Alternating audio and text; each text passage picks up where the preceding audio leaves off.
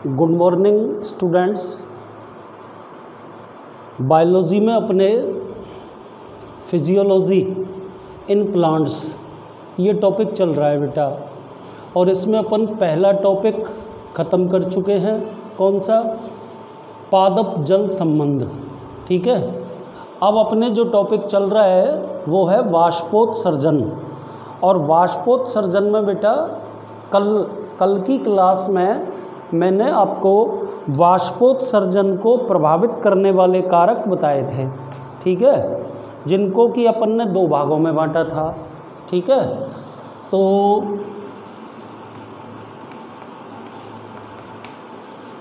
आज जो टॉपिक अपन पढ़ रहे हैं बेटा वो कौन सा है? वाष्पोत्सर्जन का महत्व, ये टॉपिक पढ़ रहे हैं। वाष्पोत्सर्जन का महत्व। ठीक है ना बेटा? तो ध्यान से सुनना बेटा। देखिए,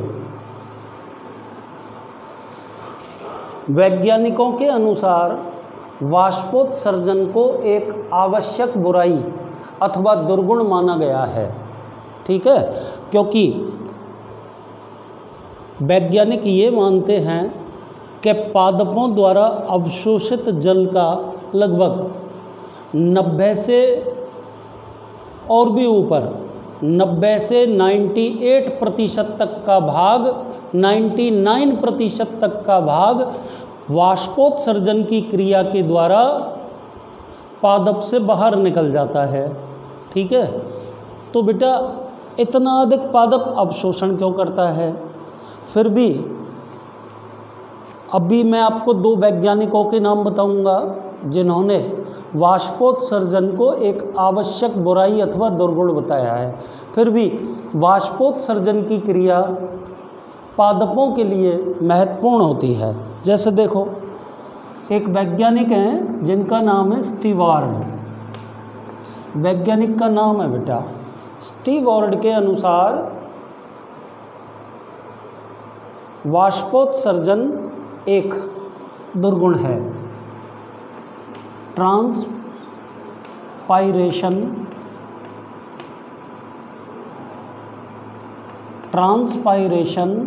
is an essential evil.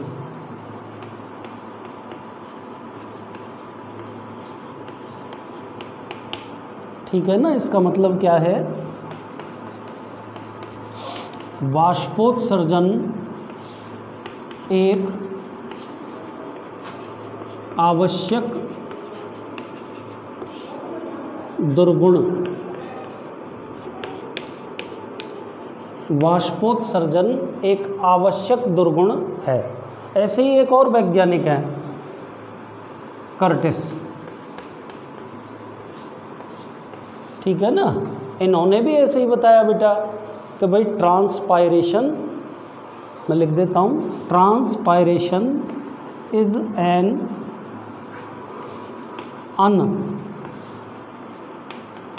Unavoidable evil.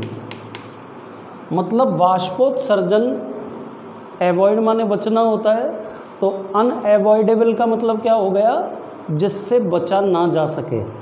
ठीक है, कुल मिला के वाष्पोत्सर्जन को एक आवश्यक बुराई बताया गया है।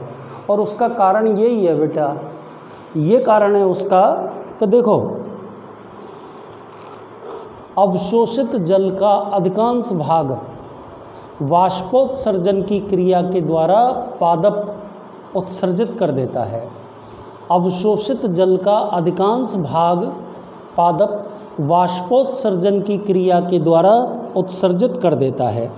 ठीक है ना? इसीलिए वाष्पोत्सर्जन को एक आवश्यक दुर्गुण अथवा बुराई बताया गया है। ठीक है ना? अब अपन पढ़ेंगे बेटा इसका महत्व। तो देखो बेटा, कुछ पॉइंट्स मैं बोर्ड पे लिख रहा हूँ।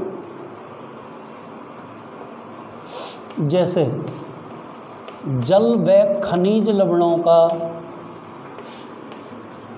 जल व खनिज लवणों का अवशोषण। पहला पॉइंट हो गया बेटा। दूसरा पॉइंट, रसारोहण व जल का निष्क्रिय अवशोषण। अवशोषण, ठीक है ना। तीसरा पॉइंट, पादप शरीर के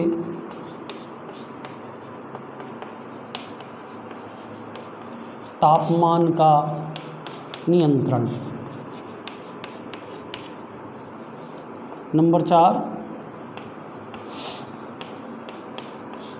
विभिन्न पादप अंगों की स्फीतता।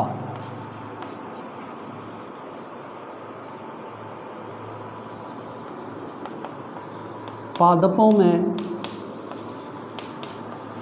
यांत्रिक ऊतकों का निर्माण।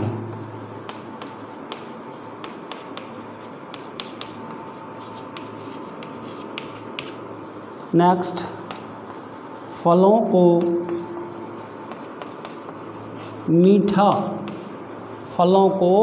मीठा बनाने में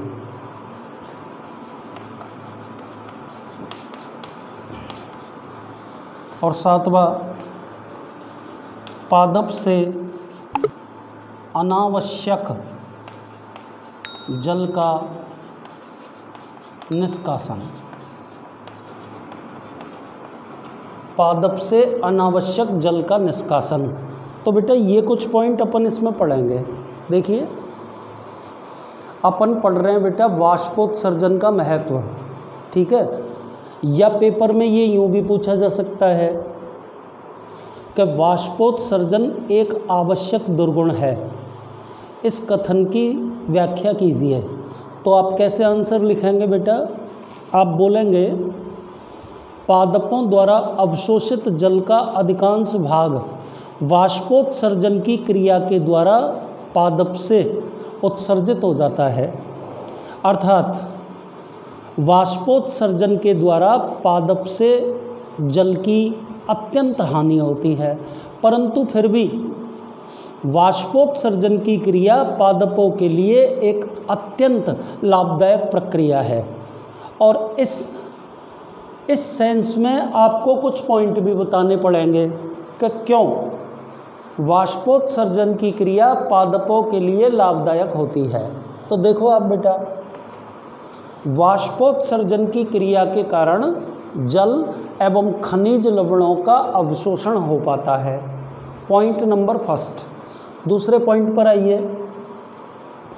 वाष्पोत्सर्जन की क्रिया के कारण संपूर्ण पादप के जाइलम तंत्र में एक खिंचाव उत्पन्न हो जाता है और उसी खिंचाव के कारण जल रसारोहण की क्रिया द्वारा पादप के शीर्ष भागों तक ऊपर पहुंचता है। अर्थात रसारोहण एवं जल का निष्क्रिय अवशोषण वाष्पोत्सर्जन की क्रिया पर आधारित होता है। तीसरे पॉइंट पर आइए। वाष्पोत्सर्जन की क्रिया के द्वारा पादप का शारीरिक टेम्परेचर नियंत्रित बना रहता है। ठीक है, आगे चलिए। पादप के विभिन्न अंगों की स्फीतता हेतु भी वाष्पोत्सर्जन की क्रिया आवश्यक है। नेक्स्ट बेटा, पादपों में विभिन्न यांत्रिक ऊतकों का निर्माण वाष्पोत्सर्जन की क्रिया द्वारा प्रेरित होता है। नेक्स्ट, फलों को मीठा बनाने में वाष्पोत्सर्जन का योगदान होता है। और बेटा सबसे अंत में आप कह सकते हैं कि वाष्पोत्सर्जन की क्रिया के द्वारा पादप से अनावश्यक जल का ह्रास हो जाता है। अनावश्यक जल पादप शरीर द्वारा उत्सर्जित कर दिया जाता है। ठीक है बेटा, तो यहाँ आके अपना वाष्पोत्सर्जन खत्म हो गया। ठीक, अब अगला हेडिंग पढ़ते हैं बेटा, ध्यानपूर्वक सुनना। अगला हेडिंग जो अपन पढ़ रहे हैं बेटा, उसको अपन बोलते हैं रस स्त्रावण। नेक्स्ट हेडिंग है जिसके बारे में अपन को अभी पढ़ना है। तो क्या परिभाषा बोलोगे इसकी? पादप के क्षतिग्रस्त अथवा कटे हुए भागों से, पादप के क्षतिग्रस्त अथवा कटे हुए भागों से जल या रस का बाहर निकलना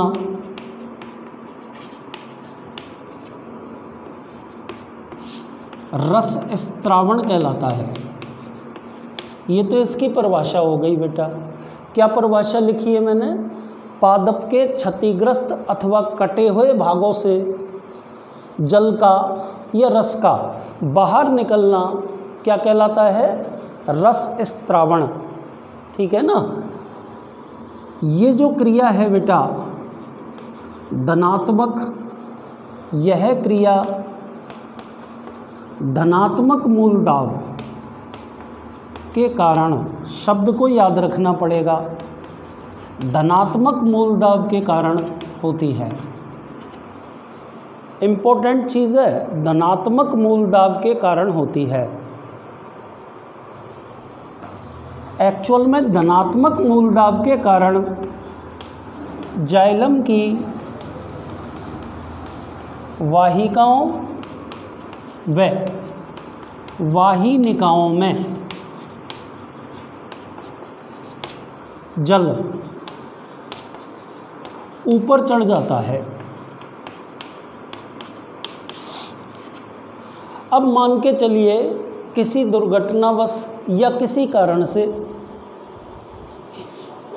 ये वाहिनिका अथवा वाहिकाएं कट जाएं, तो इनमें ऊपर की ओर चढ़ने वाला जल अथवा रस बाहर की ओर निकलना प्रारंभ कर देगा और बेटा यही क्रिया कहलाएगी रस स्त्रावण।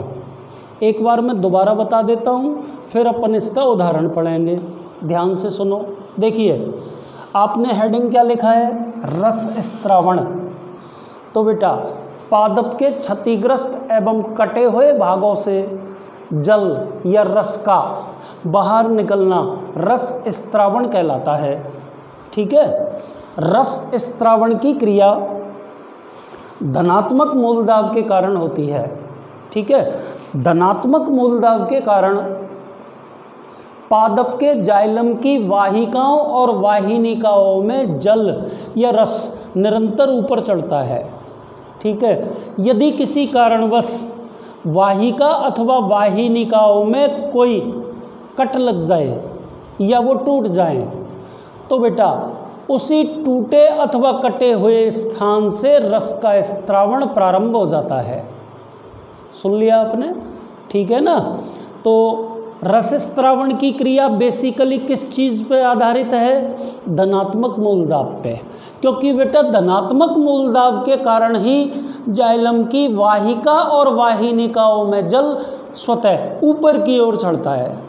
ठीक है। जब इन वाहिका और वाहिनिकाओं में कट लग जाता है तो वो ऊपर की ओर चढ़ने वाला जल या रस बाहर की ओर निकलना प्रारंभ कर देता है और वही क्रिया रस स्त्रावण के अंतर्गत आ जाती है। ठीक है। अब यदि अपन इसका एग्जाम्पल बोलें तो बेटा यहाँ पर अपन इसके दो उदाहरण पढ़ेंगे। ठीक है ना। कौन कौन से उदाहरण पढ़ेंगे? देखो, एक तो आपने नाम सुना होगा ताड़ का वृक्ष। एक दिन में लगभग 50 लीटर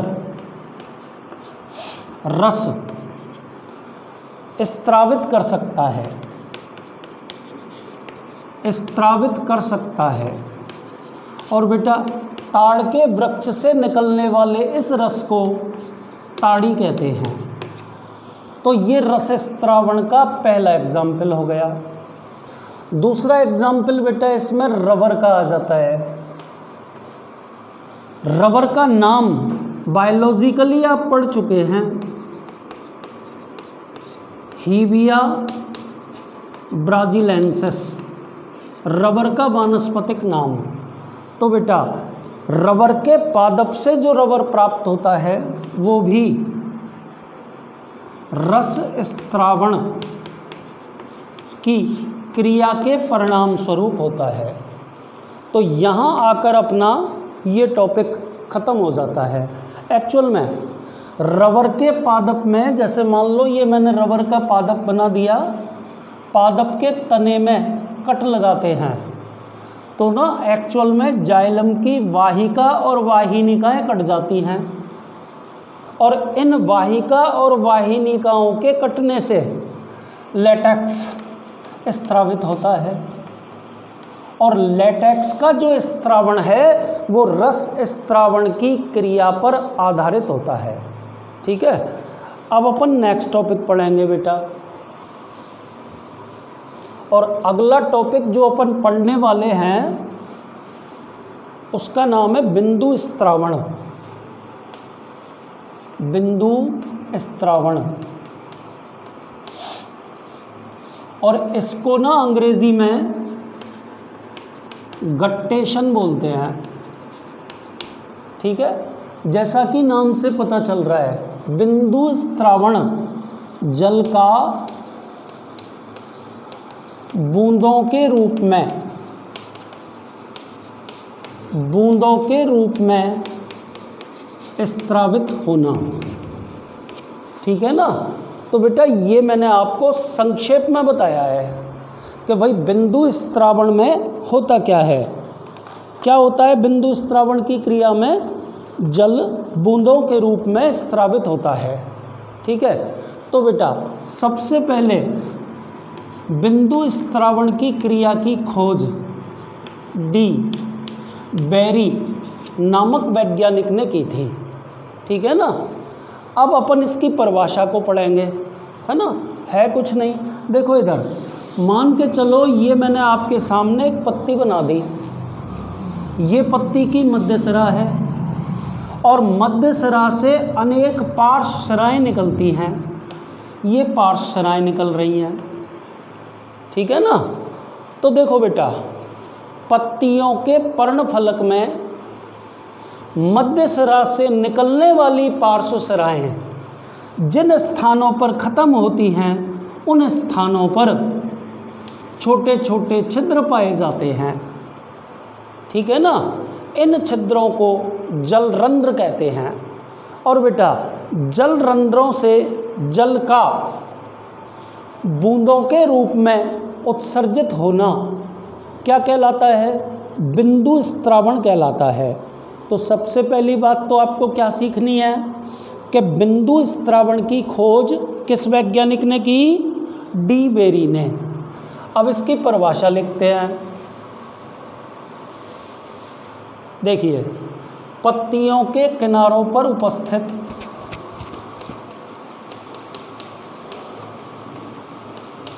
पत्तियों के किनारों पर उपस्थित सिरिकाओं के स्थान पर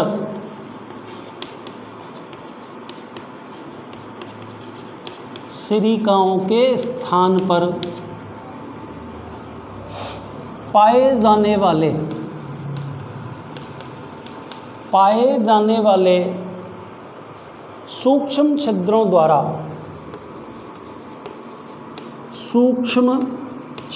द्वारा जल का बूंदों के रूप में उत्सर्जन बिंदु स्त्रावण कहलाता है। ये आपका पॉइंट नंबर 2 हो गया। सुन लिया। तीसरे पॉइंट पर आ जाओ। वो जो सूक्ष्म छिद्र थे ना उनको बोलते हैं जलरंध्र, और जलरंध्र बेटा हमेशा खुले रहते हैं, 24 घंटे हमेशा खुले रहते हैं। ठीक है ना। आगे चलिए। चौथा पॉइंट, प्रत्येक प्रत्येक जलरंध्र रंगहीन अधिचर्मी कोशिकाओं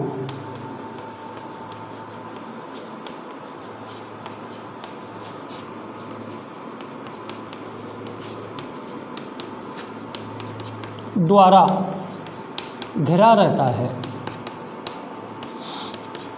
साथ ही जलरंध्र के नीचे ढीले मृदुतकी कोशिकाओं से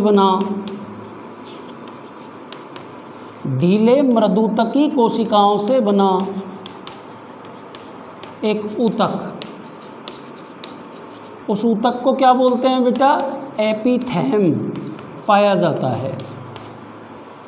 ठीक है ना, आपको ये एपिथेम शब्द याद रखना पड़ेगा। ये जो कोशिकाएं होती हैं एपिथेम की अंतराकोशिकीय अवकाश युक्त, हरित लवक भी इनमें पाया जाता है। ठीक है ना, ये कोशिकाएं अंतराकोशिकीय अवकाश युक्त, कोमल व हरित लवक युक्त होती हैं। ठीक है ना, आगे चलिए। बिंदु स्त्रवण की क्रिया कब होती है? जब जल अवशोषण अधिक व वाष्पोत्सर्जन कम होता है और प्रातःकाल के समय बिंदु स्त्रवण की क्रिया सर्वाधिक होती है। और इसके दो आप एग्जाम्पल याद कर लेंगे, एक तो अरबी और दूसरा गार्डन नेक्टरसियम। तो बेटा ये सारी की सारी बात मैंने आपके सामने बोर्ड पे लिख दी। ठीक है, अब आप ध्यानपूर्वक इस प्रक्रिया को देखेंगे। ध्यान से देखिए, एक एक पॉइंट को आपके सामने मैं स्पष्ट किए दे रहा हूँ, है ना। सुनिए, देखो बेटा, तो जो टॉपिक अपन पढ़ रहे हैं उसको क्या बोलेंगे? बिंदु स्त्रावण। बिंदु स्त्रावण को इंग्लिश में क्या बोलते हैं? गट्टेशन। ठीक है, सबसे पहले तो आप बोलेंगे इस क्रिया की खोज डी बेरी नामक वैज्ञानिक ने की थी, पहला पॉइंट। दूसरे पॉइंट पर आ जाओ, पत्तियों के किनारों पर उपस्थित सिरिकाओं के स्थान पर पाए जाने वाले सूक्ष्म छिद्रों द्वारा जल का बूंदों के रूप में उत्सर्जन बिंदु स्त्रावण कहलाता है। ठीक है, तीसरे पॉइंट में आप क्या बोलोगे कि बिंदु स्त्रावण की क्रिया जिन सूक्ष्म छिद्रों के द्वारा होती है उन्हें जलरंध्र कहते हैं। और बेटा जलरंध्र हमेशा खुले रहते हैं। सुन लिया।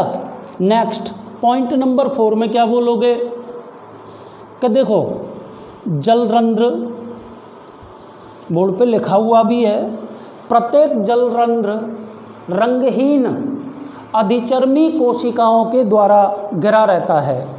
वापस कह रहा हूँ, प्रत्येक जलरंध्र रंगहीन अधिचर्मी कोशिकाओं के द्वारा घिरा रहता है। जलरंध्र के ठीक नीचे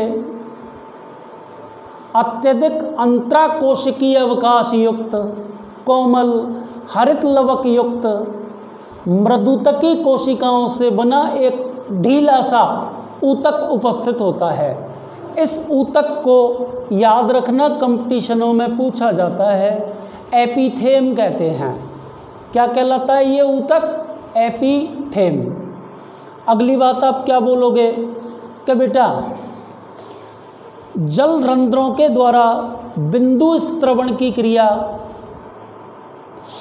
उस स्थिति में होती है जब धनात्मक मूलदाब हो और बेटा वाष्पोत्सर्जन की दर कम हो, या यूं बोल दो जल अवशोषण अधिक मात्रा में हो।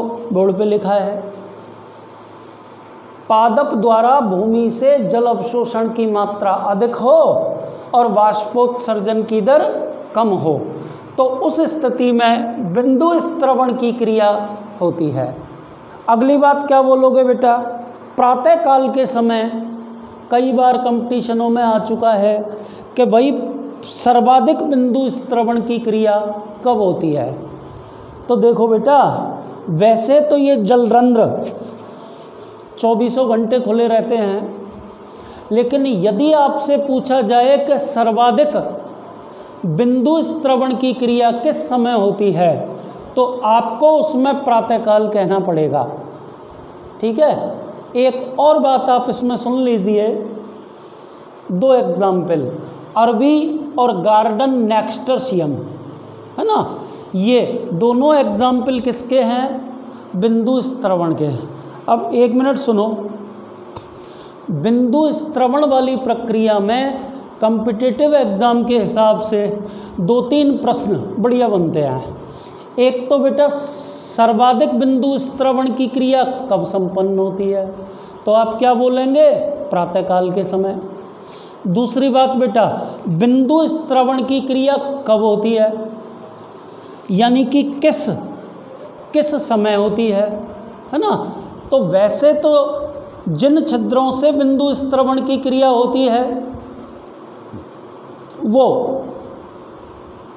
वो रंध्र 24 घंटे खुले रहते हैं। ठीक है।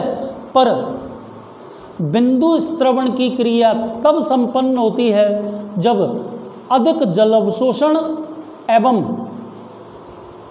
कम बाष्पोत्सर्जन की दर हो। ठीक है ना। और तो इसमें बेटा एक आपको एपिथेम ऊतक के बारे में याद करना पड़ेगा। एपिथेम ऊतक के बारे में क्या लिखा हुआ है कि प्रत्येक जलरंध्र रंगहीन अधिचर्मी कोशिकाओं के द्वारा घिरा रहता है। ठीक है। जलरंध्र के ठीक नीचे अत्यधिक अंतराकोशिकीय अवकाश युक्त कोमल एवं हरित लवक युक्त मृदुतकी कोशिकाओं से बना ढीला सा मृदुतक उपस्थित होता है। इस मृदुतक को क्या बोलते हैं, इस मृदुतक को एपिथेम कहते हैं। तो बेटा आज के लिए इतना ही।